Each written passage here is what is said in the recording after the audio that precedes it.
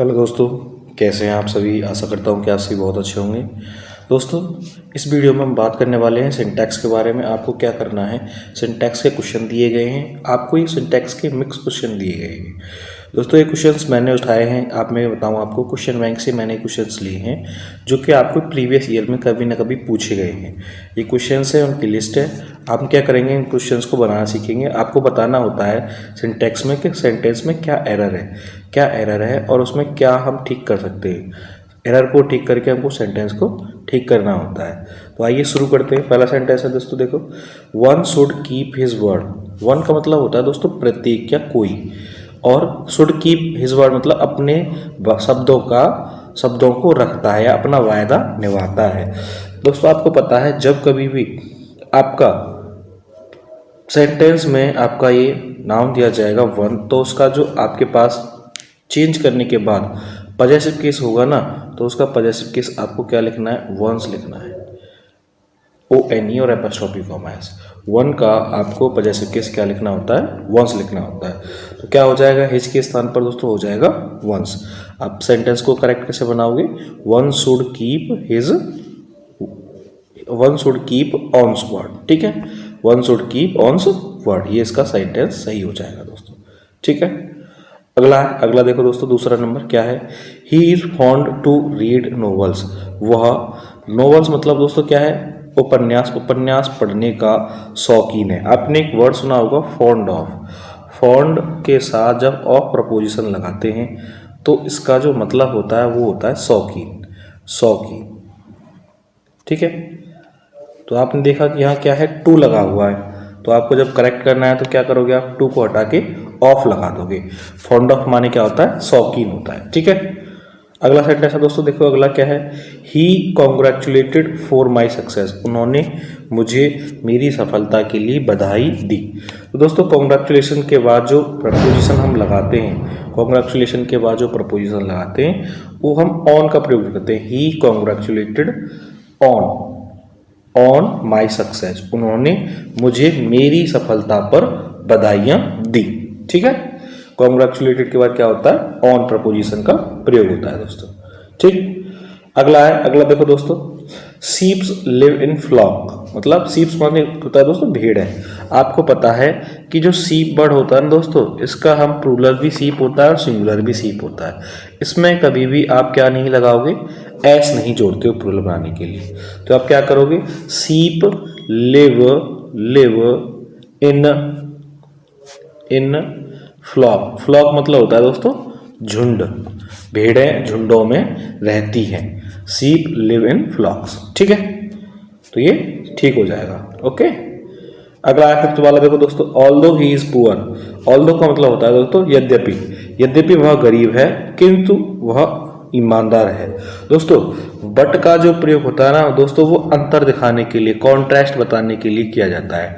Contrast कर लो या difference बताने के लिए या कॉन्ट्रास्ट बताने के लिए बट का हम प्रयोग करते हैं। लेकिन आपको यहाँ पता है, आपको क्या दिया है, ऑल्दो दिया है। तो ऑल्दो के साथ आप क्या लगाते हैं, ऑल्दो के साथ आप या तो यट लगाते हैं या फिर कॉमा का प्रयोग करते हैं। या तो आप सेंटेंस में यट लगाओ या कॉमा लगाओ। तो आपको यहाँ बट लगा के दिया है, तो क्या आप लगाओगे, यहाँ यट लगाओगे। तो क्या हो जाएगा, ऑल्दो ही इज पुअर, यद्यपि वह गरीब है, यट फिर भी, यट का मतलब फिर भी होता है, फिर भी ही इज ऑनेस्ट, फिर भी वह ईमानदार है। ठीक है ना, अगला दोस्तों, run carefully लेस्ट you may fall. सावधानी पूर्वक दौड़ो। लेस्ट का मतलब होता है दोस्तों कहीं ऐसा ना हो।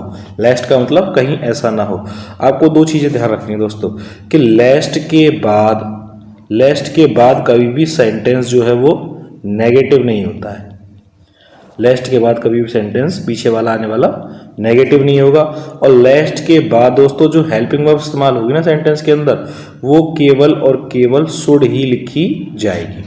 लेस्ट के बाद जो हेल्पिंग वर्ब होगी वो शुड लिखी जाएगी, और लेस्ट के बाद कभी भी सेंटेंस नेगेटिव नहीं होगा। तो आप देखो इसमें क्या है, इसमें आपको दिख रहा है क्या है, रन केयरफुली लेस्ट। तो यहाँ आपको जो हेल्पिंग वर्ब है वो मे लगा के दी है। तो आप क्या करोगे, मे को हटाओगे और यहाँ क्या लगाओगे, शुड लगाओगे, यू शुड फॉल। ठीक, अगला सेंटेंस है दोस्तों, अगला देखो, I am short in money. मैं धन में मेरे धन या फिर मेरे पास धन में कमी है। देखो शॉर्ट ऑफ का मतलब होता है दोस्तों कमी होना, शॉर्ट ऑफ, शॉर्ट इन नहीं होता है, शॉर्ट ऑफ होता है धन की कमी या किसी की भी चीज की कमी का मतलब शॉर्ट ऑफ होता है। इसका प्रपोजिशन ये ऑफ इसके साथ फिक्स है। ओके, अगला है 8 वाला। देखो Ram beats him by a stick, Ram ने उसे एक छड़ी से पीटा। तो छड़ी से पीटा दोस्तों, तो आप बाई का प्रयोग नहीं करोगे। जब किसी कार्य को किसी वस्तु के साथ किया जाता है, नॉन लिविंग के साथ किया जाता है, तो उसके साथ आप क्या लगाते हो, विद लगाते हो। जैसे I cut the vegetables with the knife, तो मैंने सब्जियों को चाकू से काटा। तो आप बाई का प्रयोग न करके केस का करोगे, विद का। ठीक है, तो आप यहाँ क्या लगाओगे, Ram beats him with a stick, Ram ने उसे एक छड़ी से पीटा। ठीक, अगला सेंटेंस है दोस्तों, अगला देखो, अगला क्या है, he has been ill since 5 days, he has, वह पांच दिनों से बीमार रह रहा है। तो देखो दोस्तों, आपको ध्यान देना होगा कि आपने सुना है कि सिंस का प्रयोग किया जाता है डेफिनेट टाइम के लिए, मतलब कोई फिक्स टाइम हो जिसको आप पता हो कि यह टाइम कब से शुरू है और कब से खत्म है। तो सिंस का प्रयोग निश्चित समय के लिए किया जाता है, जिसमें आपको किसी दिन का नाम दे रखा हो, दिन का नाम दे रखा हो, समय में बता रखा हो कितने बजे हैं, ये बता रखा हो कितने बजे हैं, और या फिर कोई डेट दे रखी हो, डेट मतलब तिथि दे रखी हो, तब आप क्या करोगे, सिंस का प्रयोग करोगे।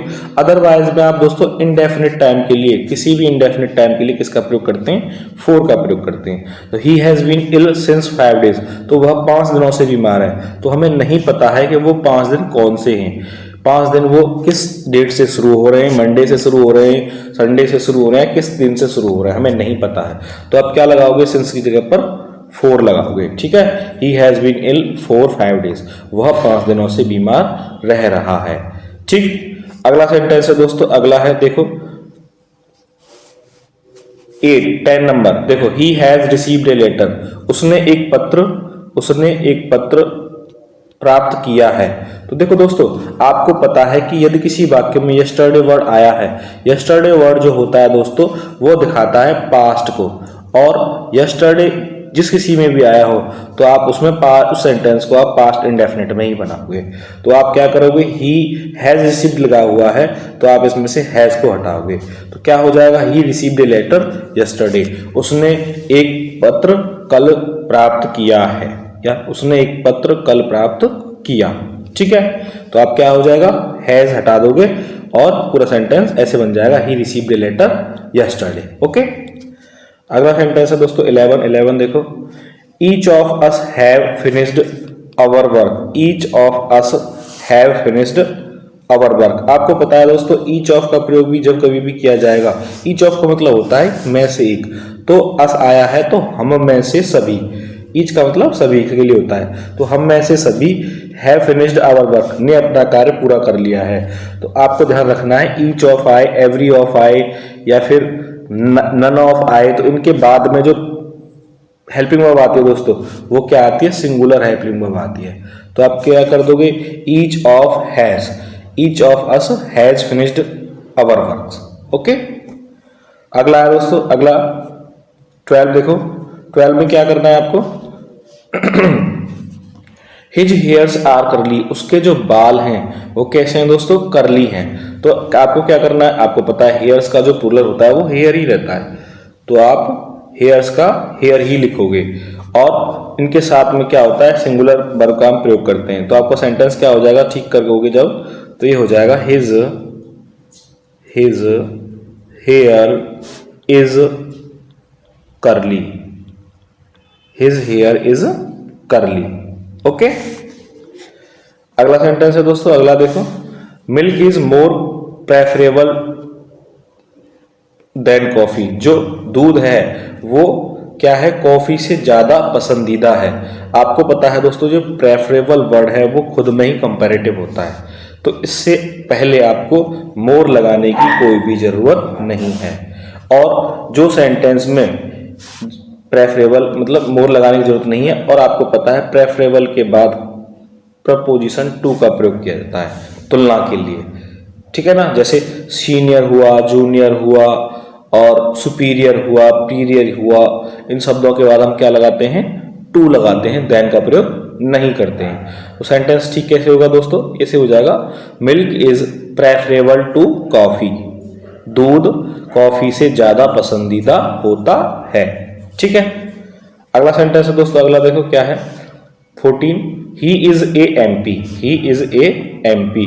तो देखो दोस्तों, जो भी छोटे वर्ड होते हैं, मतलब संक्षिप्त वर्ड होते हैं या एब्रीविएशन शॉर्ट फॉर्म जो होती हैं, अगर उनको एक्सपेंड करने पर हमें वॉवेल्स मिले, जैसे आप एमपी जब लिखोगे तो क्या लिखोगे, एम पी ऐसे लिखोगे ना, तो इसमें आप लिखना, तो देखो यहाँ से ये क्या है, ये वॉवेल्स है, आपका हिंदी का वॉवेल है। जब भी हिंदी के शॉर्ट फॉर्म में हम लिख रहे हैं और हिंदी के वॉवेल हमारे सामने आ रहा है, तो आप उसमें क्या करोगे, एन का प्रयोग करोगे।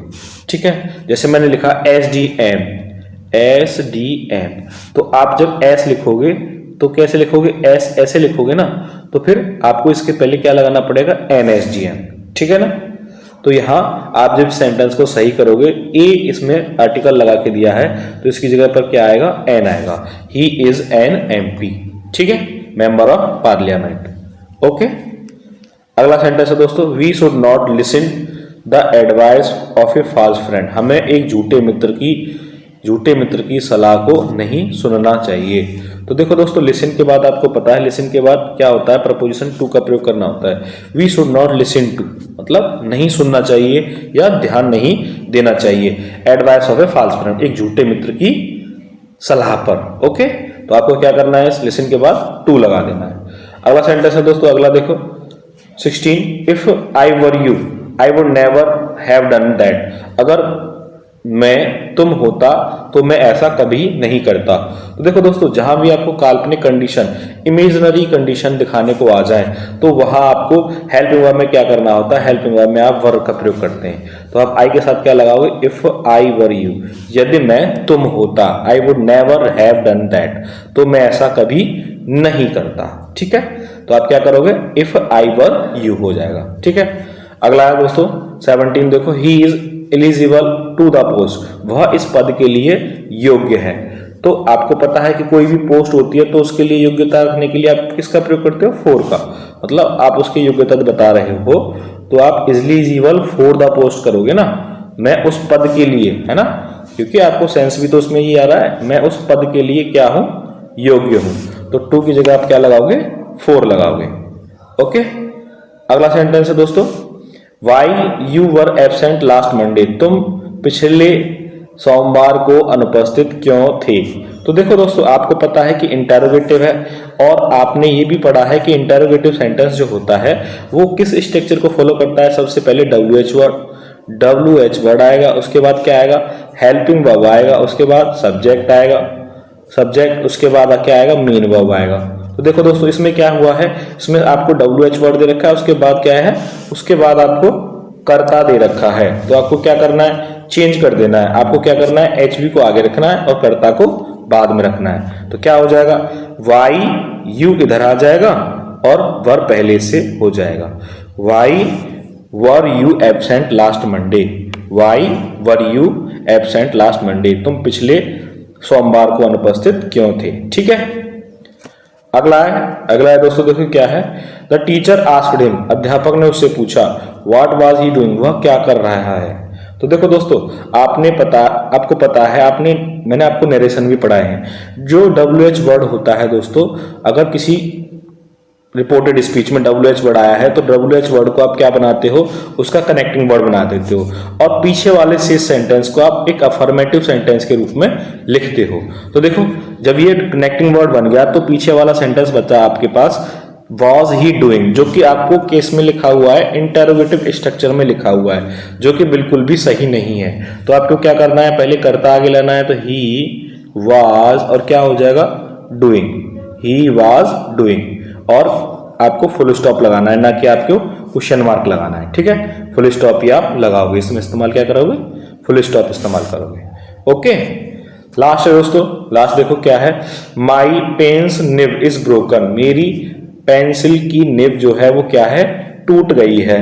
तो देखो मैंने आपको बताया था कि एपोस्ट्रोफी कॉमा एस का प्रयोग केवल लिविंग थिंग के साथ ही किया जाता है। जो चीजें सजीव होती हैं उन्हीं के साथ हम एपोस्ट्रोफी एस का प्रयोग करते हैं। अदरवाइज में क्या करते हैं दोस्तों, अदरवाइज में आप ऑफ का प्रयोग करके सेंटेंस को लिखते हैं। तो आपके पेन की निब है तो आपका पेन क्या है, नॉन लिविंग है, और निब भी आपकी नॉन लिविंग है। तो आप क्या करोगे, इन्हें आप किसमें ऑफ की सहायता से लिखोगे। तो क्या होगा, द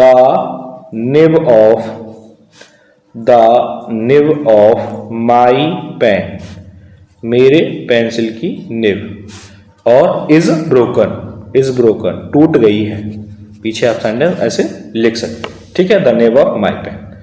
ओके, तो दोस्तों ये थे एक्सरसाइज के कुछ सेंटेंस जो मैंने आपको कराए। अगर वीडियो अच्छी लगी हो तो अपने दोस्तों के साथ शेयर करें। दोस्तों ऐसे ही मैं और भी सिंटैक्स की और भी वीडियो लाऊंगा जो कि आपको और भी एक्सरसाइज जैसे कि कंजक्शन पर रिलेटेड हुआ या एडवर्ब से रिलेटेड हुआ, ऐसे ही वन टॉपिक पर मैं एक वीडियो लेके आऊंगा। तो आप बने रहें मेरे चैनल के साथ, जिससे कि आपको एग्जाम में सेंटेंस को देखें और आप उसे डायरेक्ट से सही कर दें। क्योंकि दोस्तों एक बार हम चीजें पढ़ लेंगे ना अभी, तो हमें एग्जाम में बहुत ज्यादा इससे फायदा होगा, ठीक है ना। तो अपने दोस्तों के साथ शेयर करें इस वीडियो को। आज के लिए इतना ही, बहुत बहुत धन्यवाद।